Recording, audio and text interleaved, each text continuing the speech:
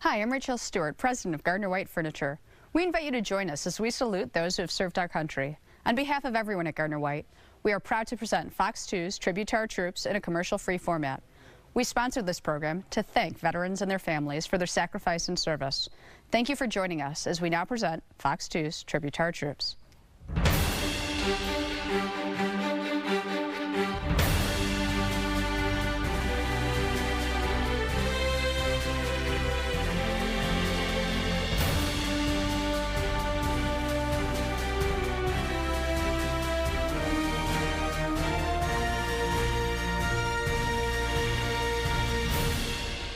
Thank you for joining us as we celebrate Veterans Day and honor those who serve.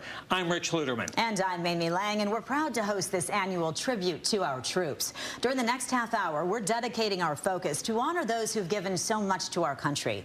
In October of 1983, 220 Marines, 18 U.S. Navy sailors, and 3 U.S. Army soldiers lost their lives when a suicide bomber attacked the Marine barracks in Beirut, Lebanon. 40 years later, that region of the world remains a powder keg, threatening American lives, both military and civilian. And while wars in Iraq and Afghanistan are more recent conflicts involving U.S. troops, I recently spoke with a Marine veteran who is doing his part to make sure no one forgets those who bravely served in Beirut. Since the end of World War II, a hotspot of regional conflict has been the Middle East. In 1982, United States Marines were a partner in a multinational peacekeeping force in Lebanon, along with military personnel from Italy, France, and Great Britain. They were there to assist the Lebanese government in maintaining peace during that country's civil war. Donnie Phipps, who lives in New Boston, was a young Marine whose life was changed by a series of events in that divided nation. A student at Wayne Memorial High School. I was 17 years old. 3.5 months before I graduated, a good friend of mine, Roy Buchanan, asked me what I was going to do when I graduated. And I told him I had no idea, but I knew I wasn't going to college because I didn't want to be in high school. And he said, let's go into Marine Corps. I was 0311, rifleman, ground pounder, for 4 years. All I did was train to go to war. That was my job. I turned 18 in basic training. I turned 19 in Marine Barracks, Keflavik, Iceland. I turned 20 in Beirut, Lebanon. Roughly 800 Marines arrived in Beirut in August of 1982 to oversee the Palestinian withdrawal from Lebanon. We weren't in a war. We were there to help. Over time, the Marines' positions became a focus for those looking to stir up trouble. We were taking some nasty small arms fire from a little shack kind of a thing. And we had a Cobra, a Huey, and another Cobra that came in, and the tail Cobra unleashed a tow missile into this building. That was one of the most exciting moments, because we are in combat at this point, and this building is just lighting us up. It ended right then and there. And the sounds of them Cobras and that Huey coming to help us is a moment that I'll never forget. The truck smashed through the doors of the headquarters building in which our Marines were sleeping and instantly exploded. On Sunday morning, October 23rd, 1983, 2 bombs were detonated against American and French targets, resulting in more than 300 dead, including 241 U.S. servicemen. It was the deadliest single-day death toll for the Marines since Iwo Jima. Donnie was at the embassy, not at the blast site. Controlled chaos. As we're pulling up, we're watching guys that are shaking shakers, looking for body parts. This is what we're getting ready to do. There's not a description, Rich. And every so often, I don't know if it's in my head, but I smell that smell. And for no reason, There's no reason I should be smelling that smell. For Donnie, it was 3 days of digging. Then finally, his family was able to reach him. And all of a sudden I heard the lieutenant say, "Hey, Phipps." He said, "You got a phone call." I said, "Sir, nobody knows where I'm at. I don't have a phone call." He said, "Get over here, you got a phone call." And it was my sister screaming, "He's alive." Donnie is proud of his 4 years in the Marines. He is a devoted family man and a seasoned truck driver for Stellantis.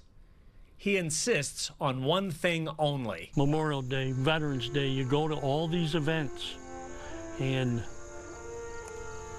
they talk about World War II, Korea, Vietnam, Afghanistan, Iraq, Desert Storm.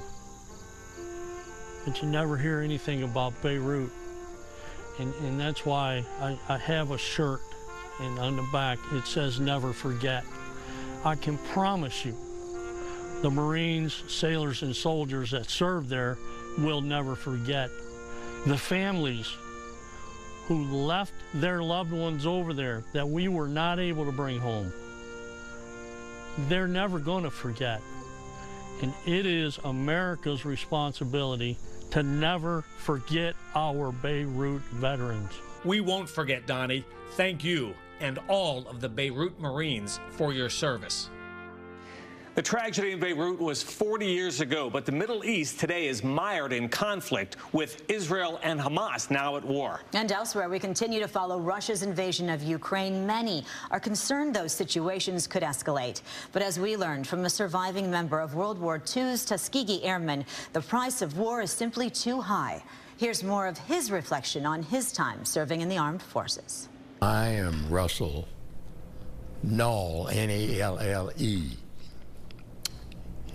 I'm 102 years old. Russell Nalle Jr. is not only 102 years old, he's also likely the oldest Tuskegee Airman. Tuskegee, I was there 4 years. When you're young, you don't have sense enough to be afraid. A lifelong Detroiter, he's now in assisted living in West Bloomfield. Born in 1921, he graduated from Southeastern High School, worked for Ford, and was drafted into the Army.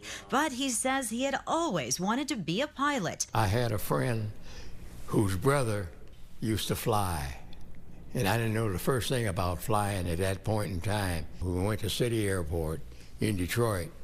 The road was so bumpy, but we finally got off. That was the beginning. The rest of it is history. And he is living history. Testing to become a pilot, he was sent to Tuskegee and became a bomber pilot. That's a wonderful experience that I had, especially these guys who give their life in a minute. Many did, but the war ended before he saw combat in what was then an openly segregated military, though he remembers the racism that he faced while in the service in the South. I've been called a lot of names, nasty names too. Try to hurt your feelings, but you learn how to deal with it. You learn how to wash it off your shoulder like that, just like that. It's blatant bigotry that he saw evident in World War II, the deaths of millions of European Jews and so many people in Japan and the military. I'm glad that the war ended. That was a nasty war. A whole lot of people got killed. Young people especially. Some of them were my friends. So pitiful to see bodies stacked up higher than this ceiling.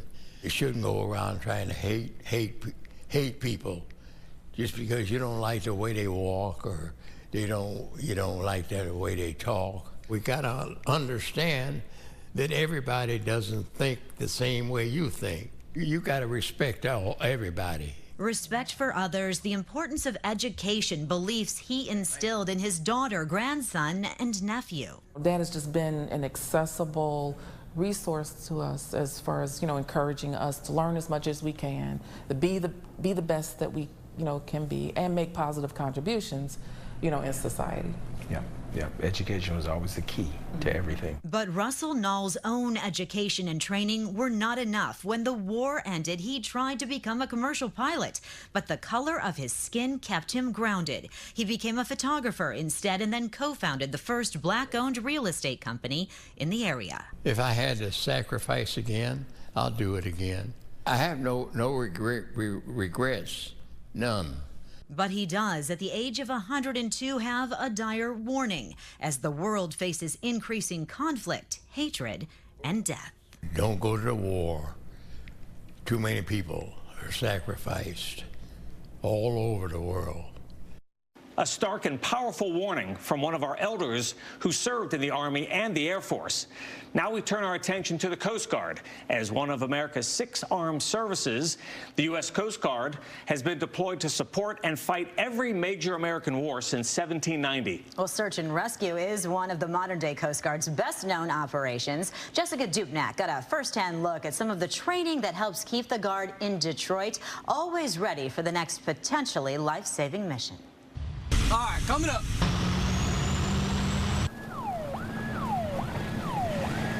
When you hear the alarm go off, the adrenaline kicks up the same every time. One of the most dangerous things we do is putting someone into a helicopter.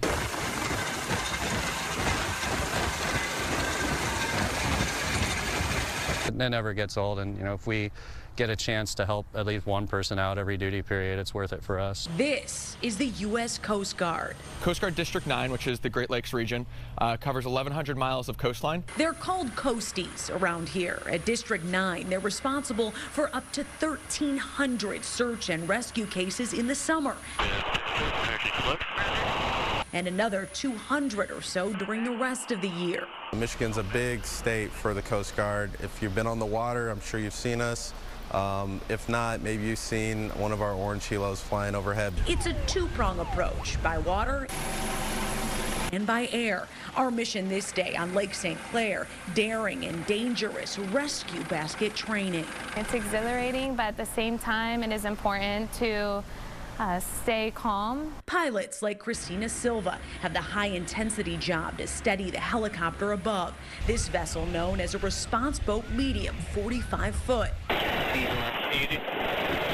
And below, one of the most revered jobs of the Coast Guard. We are the ones that actually get hoisted down to the survivor and pull him back into the helicopter. Rescue swimmer Ryan Watkins says this is the furthest thing from a desk job. Intensive training got him here, and he really wasn't much of a swimmer to begin with, but now he's elite. It's an adrenaline rush for sure.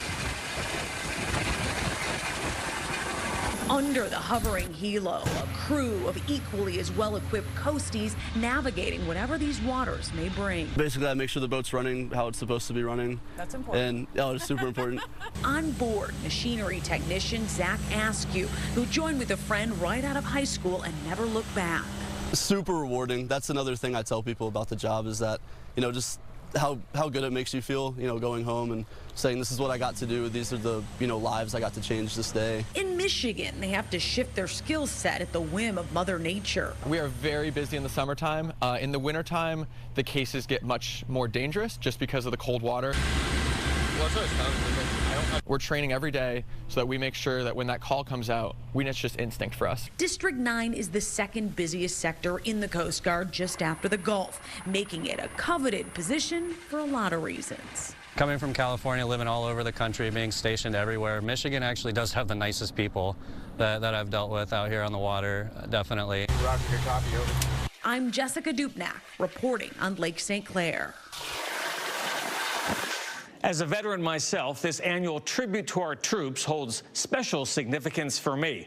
I was commissioned a second lieutenant through the U.S. Air Force ROTC program and served 4.5 years on active duty as a weather officer, spending 6 months in Southwest Asia during Operation Desert Storm. I recently talked with an Army veteran who says his decision to enlist in the military changed his life forever. 50 years ago, the U.S. involvement in Vietnam officially ended. And soon after, the draft that had started in 1948 ended as well. An all-volunteer force was needed to ensure the U.S. was ready to maintain peace and stability at home and overseas. As a kid growing up in the Jeffries projects of Detroit in the 1960s, Carl Reed liked to play with his plastic army men. I like the Army. I used to have Army men. And I had funerals for Douglas MacArthur. I mean, as a kid, with all my Army men. So I was always into that. He went to Mackenzie High School and played a lot of baseball and had a good job. So I was driving for Bonnie Bakery on 8 Mile. Old Bonnie Bakery, 1111 8 Mile Road. Making good money. And one of the drivers that worked with us, one Friday night, Matt, we were working. And I looked at him and I said, man, how old are you? He said, 37. I was probably 18. I don't want to look like that at 37. So, Carl, you better start thinking about doing something else. After a visit to the recruiter in 1979, Carl had decided. I want to be an airborne ranger. With further training, he became an infantry medic with the 82nd Airborne, serving in Grenada, Lebanon, Egypt, Germany, and Panama. So how many jumps did you make? 361. During Desert Storm, as a part of an elite surgical team, he remembers the harsh realities of war. I take him out the bag, put him on the table. His arm is gone. This arm is gone. It's a sliver of bone. This side of his head is gone. For Carl, some memories never fade away. An injury on his last jump prompted Carl to get out of the Army in 1995. Carl's been out of the Army almost 30 years now, but his dedication, commitment, and service to his country is with him every day. Around the year 2000, Carl moved back to Detroit, met the love of his life, and now owns a small business. I used to watch Walter Cronkite.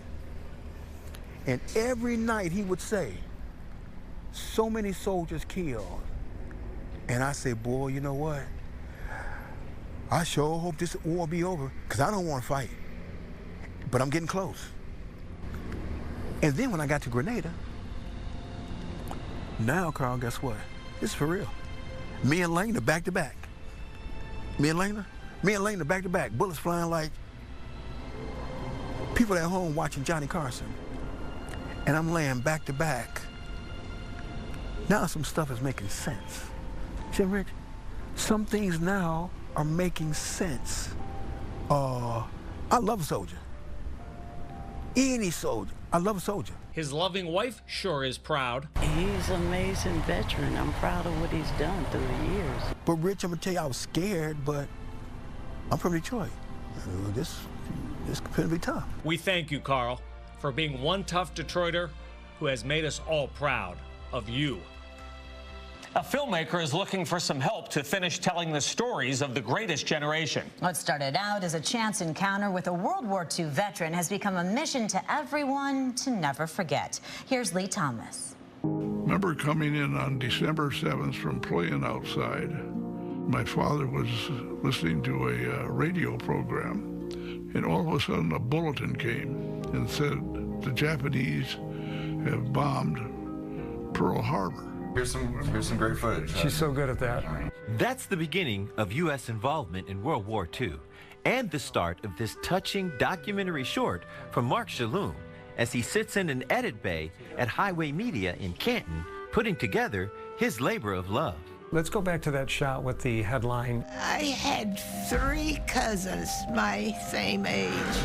They were all guys, and they joined the military service, and I felt that I needed to join with them. This 4-minute film is called The Greatest Generation Let Us Not Forget, a project that began for this filmmaker with a visit to his mom. About 10 years ago, my mother was inside of a rehab center, and I met a World War II vet when I was sitting there. Wow. And instead of spending time with my mom, I sat and spent about an hour and a half with him, and he shared some incredible stories about him. And that's how an award-winning filmmaker started this mission, as he began to document the history of veterans from World War II.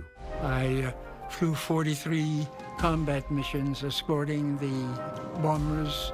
After I had shot down these 2 planes, there was an enemy plane that was on my tail. We moved out on November 1st, 1943, and went up to Tarawa. And then casualties. And these stories are visceral and diverse, as Mark and his team spoke to 23 people who lived this fight. The Germans bypassed us, and they came back to us, and they just blew us the doors off the pillbox. Then the Germans called out, surrender. When I was captured, I weighed 155 pounds. When I was freed by the Russians, I was 98 pounds. But out of a dark history of conflict comes new hope. I can still see pulling into Brooklyn Navy Yard going by the Statue of Liberty. Something happened when I got off of that ship. At the bottom of the steps was the Salvation Army. They had these little cartons of milk, cold. It was the first fresh milk I'd had in 2 years. Mark has enough footage to make this a feature-length film or even a limited series, but he's looking for funding to make sure these personal stories from the greatest generation live on. I have a pride in America that America has done so much for me. And it's just an honor to say I'm American, you know, and I'll do it all over again. I came home. To watch the full short film, or if you would like to donate to this charitable effort, we put a link to filmmakerscollaborative.org on our website, fox2detroit.com. For this tribute to our troops, I'm Lee Thomas. Despite putting their lives on the line to protect our communities and our country, military and law enforcement service dogs are not allowed to be buried in our national cemetery. But as Brandon Hudson shows us, there is a final resting place where these four-legged veterans get a proper send-off.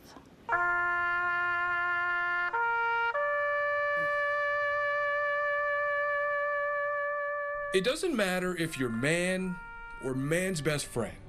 Saying goodbye isn't easy. But at the cemetery in South Lyon, the men and women in our military and law enforcement can find peace of mind, knowing their service animals are at peace. Phil Waitloff is president of the Michigan War Dog Memorial. 12 years ago, Phil discovered, cleaned, and renamed this abandoned pet cemetery into a place to honor veteran police and military service dogs.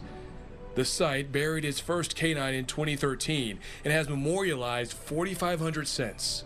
I would like to have everybody know that these dogs, whether it's a law enforcement dog or a military dog, were trained to save lives. And they've done that very well. On this day, the War Dog Memorial remembers Sergeant Yeager. Well, Sergeant Yeager was a military working dog, specifically an IDD, improvised explosive detection dog. They were served by the Marine Corps. They served in infantry units, both in Iraq and Afghanistan during the height of the war. Yeager, you know, to some was a war hero, but to the family adopted him, Caroline Swindell and you know, her children, they were part of their hearts, part of their family. Jason Johnson is founder and CEO of the Canine Project Hero. His organization helps families with medical costs for service dogs turned family dogs. Jason says Sergeant Yeager carried shrapnel in his body. Despite Yeager being the 2019 Military Dog of the Year and a Purple Heart veteran, there was no help to pay medical bills. And that's where Canine Project Hero stepped in, as it has for nearly 250 other service dogs nationwide. I think it's important to know that not every military working dog or police canine gets help with their medical care when they get out of service. They serve our country, they serve overseas, they serve our communities, they put their lives on the line without question to protect us, and there's no funds available from specifically the federal government or the military. And we couldn't be more honored to make sure that his legacy is remembered forever. Where the sun sets on a life well lived. For Tribute to the Troops, I'm Brandon Hudson. Thank you for joining us. Each year we end with a special honor for the servicemen and women who lost their lives fighting for our freedom. We salute their service. Their dedication, bravery, and devotion must never be forgotten.